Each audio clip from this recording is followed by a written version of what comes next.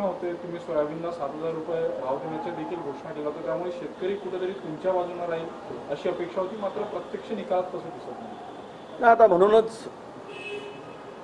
शेतकरी संकटात होता। सोयाबीन कापूस अजूनही विकला जात नाही, MSP तर सोडाच, त्याचा कितीतरी कमी भाव मिळतो आहे। खूप गोष्टी आहेत, पीक विम्याचे पैसे मिळाले नाहीत, अवकाळी पावसाचे पैसे मिळाले नाहीत, अतिवृष्टीचे पैसे मिळाले नाही, सगळे शेतीमालाचे भाव पडलेत, महागाई उच्चांकावर आहे, मध्यमवर्गीयाला जगणं कठीण झालं आहे। हे सगळे प्रश्न ऐरणीवर असताना, सरकारच्या विरुद्ध राग असताना अशा प्रकारचा ज्यावेळेस निकाल येतो त्यावेळेस स्वाभाविकपणे लोकांच्या पुढे असे प्रश्न निर्माण होतात। आताचं समाधान आणि उत्तर याची वाट बघतो आम्ही।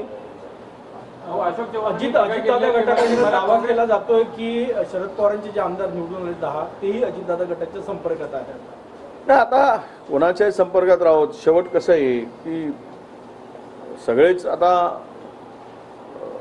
मोदीजी आणि शहाजी हे म्हणतील तेच होईल।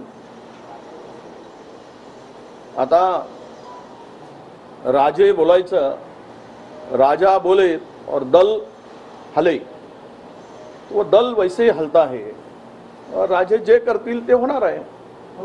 त्यांना विरोधकच मुळात ठेवायचा नाही आणि त्या भूमिकेतून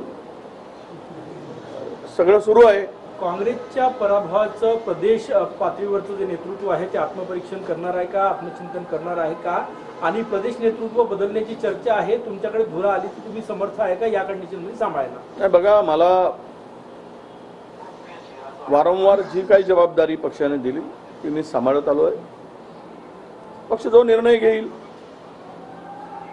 तो आदेश देईल, ते आपलं काम आहे सांभाळणं। पक्षाचा निर्णय आम्हाला मान्य राहील। पण अनेक ठिकाणी पराभव झाले ते अंतर्गत वादामध्ये झाले असल्याची चर्चा आहे। एक सामान्य जे कार्यकर्ते नेते आहेत त्यांना सातत्याने वाटत होतं की बळकटी कुठनं तरी वर्ण मिळाली असती तर अजून मोठा पुश लावता आला असता। हे बघा, या जरतरच्या गोष्टी आहेत।